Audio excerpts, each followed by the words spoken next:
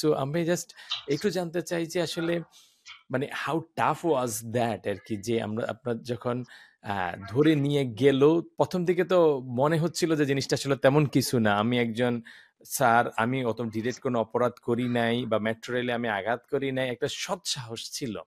একটা সময় পরে সৎ সাহসটা হারাই গেছে, যে না, আমি সৎ থাকার, আমি ভালো থাকার আর কোনো ভ্যালু নাই।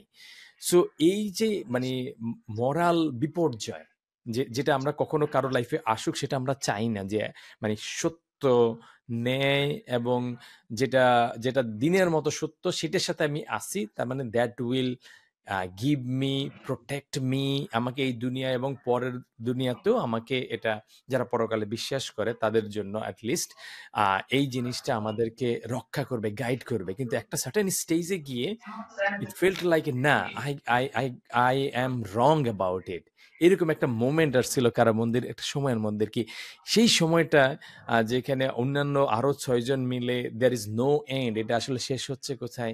So how to deal with this extreme মানে difficult situation, this is very very extreme difficult situation, যে মানে আই লস্ট এভরিথিং, আমার মোরালিটি, আমার ন্যায়, আমার আমার নিজের যেই যেই মানে বিল্ডিং ব্লক আছে একটা মানুষের, আছে না, যে আমার অর্থ করি, এগুলো তো অনেক দূরের হিসাব আর কি, বা বা থাকা বা ফ্যামিলি সবকিছুর পরে আমার কোর যখন নাই হয়ে গেছে বা এত প্রশ্নবিদ্ধ হয়ে গেছে, সেই সময়টায় আসলে একটা মানুষ আসলে কিভাবে থাকে আর কি, মানে এই এই এই এক্সট্রিম ভোলাটাইল, মানে এটা আসলে ভাষায় প্রকাশ করা যায় না, মানে how do deal with it, বা একটা মানুষ কিভাবে করে আর কি।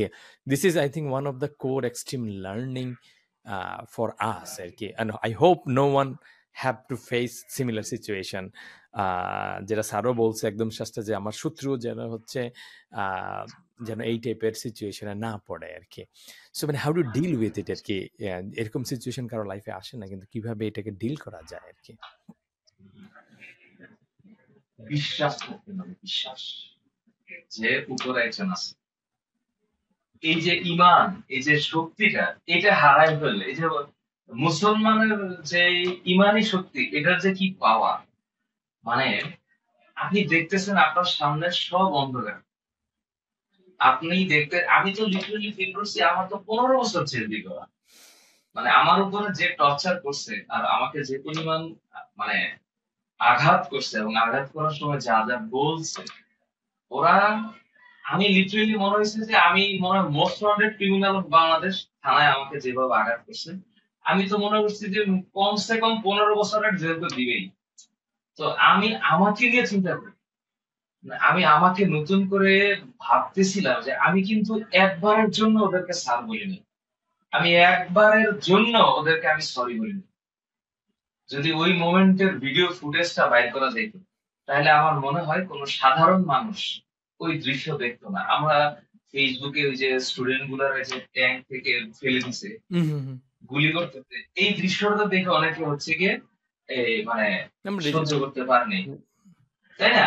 একটা অপরিচিত মানুষ আর একটা আমি তো কাউকে চিনি না, ওই যে যে পুলিশ গুলি করতেছিল ভিডিও চেহারা এখন তো আমাদের চোখের সামনে, এখন কারে গুলি করতেছে তারও আমি চিনি না, পুলিশও আমি চিনি না, গুলি করতেছে, মাইরে ফেলাইলো, একটা অপরিচিত মানুষের এই 10 সেকেন্ডের ভিডিও আমি সহ্য করতে পারছি না। আর আমারা যখন মারছে, আমাকে তো মানুষ চিনে, ওই ভিডিও যদি এখন মানুষকে দেখাই, অন্তত পক্ষে 50% স্ট্রোক করবে শুধু ব্রেইনে, যে ওর ব্লাড সার্কুলেশন ক্লোজ হয়ে গেছে, যে আমাদের উপর কি হয়েছে। কিন্তু আমার একটা শক্তি ছিল ভিতরে, যে আল্লাহ আছে উপরে একজন, এবং উনি যদি মরেও যায় আজকে, মৃত্যুর পরের যে জীবন, সেই জীবন উনি আমাকে পুরস্কৃত করবে, কারণ আমি জানি আমি কোন অন্যায় করিনি। এই শক্তির কারণে যা কিছু আমার সামনে হচ্ছিল, থানায় নিয়ে গেল, ডিবিতে নিয়ে গেল, হাজতে ঢুকাইলো, কোর্টে নিল, গারদে ঢুকাইলো, জেলে নিয়ে গেল, আমদানিতে রাখলো, জেলখানায় কাটছিলাম 5 দিন, আমি এনজয় করছি লাইফ।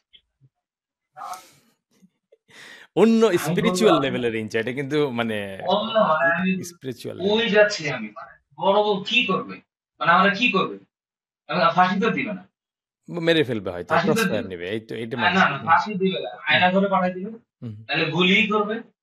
আচ্ছা গুলি করলে কেমন লাগে, গুলি করলে গুলি লাগবে, বুকে ধরে বসে পড়ে যাবো, মরে যাবো, আচ্ছা ঠিক আছে, এটা তো স্থানান্তর হবে। তখন আমি এইরকমও স্বপ্ন দেখছি যে জান্নাতে আমার ওয়াইফের সাথে আর আমার মেয়ের সাথে দেখা হয়েছে। তো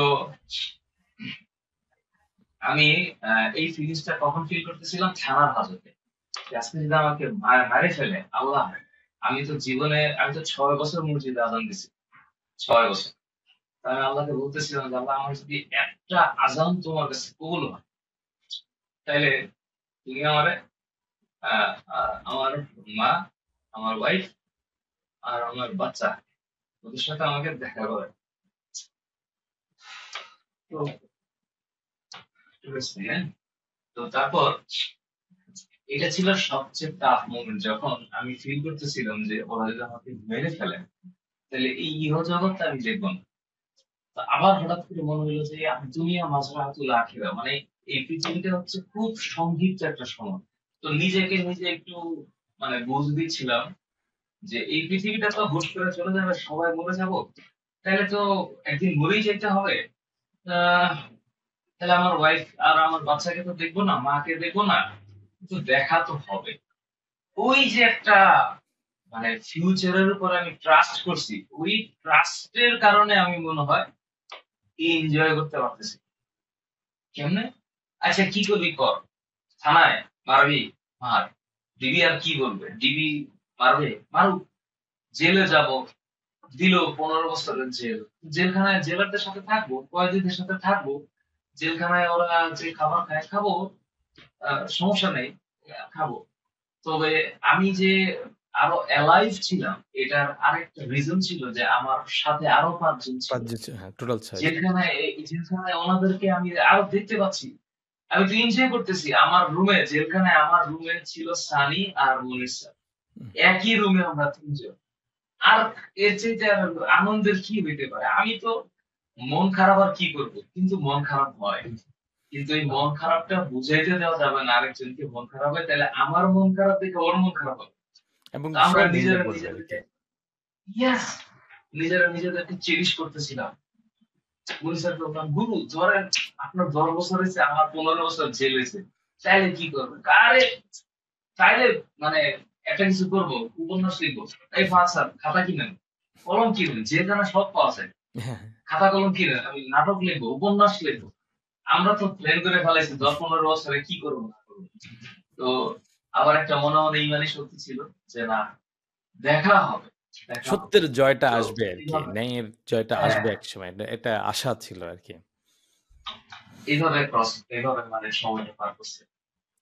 হ্যাঁ, আমরা একটু মানে আরেকটু যদি হচ্ছে মানে এই যে স্টুডেন্টদের জন্য আপনাদের যেই কমিটমেন্ট এবং যেই সারাউন্ডিংস, এমনকি এই যে এই যে আমাদের আন্দোলনের সময় যেই রেস্ট্রিক্টেড টাইমের ভিতরেও যেই মোরাল সাপোর্টটা, এটা কিন্তু স্টুডেন্টরা ফিল করছে যে ইয়েস, আমরা মাঠে আছি, আমরা রাস্তায় আছি, আমরা জীবন দিচ্ছি, এবং আমাদের যারা হচ্ছে গাইড করে, মেন্টর আছে বিভিন্ন অনলাইন টেক, যাদেরকে আমরা এডটেক বলি, সেখান থেকে কিন্তু প্রায় সকল মেন্টররাই হচ্ছে তাদের মতো করে একটা না একটা সময় হচ্ছে স্টুডেন্টদের সাথে একদম হয়তো রাস্তায় নেমে গেছে, অথবা সোশ্যাল মিডিয়ার মাধ্যমে সঙ্গে ছিল আর কি।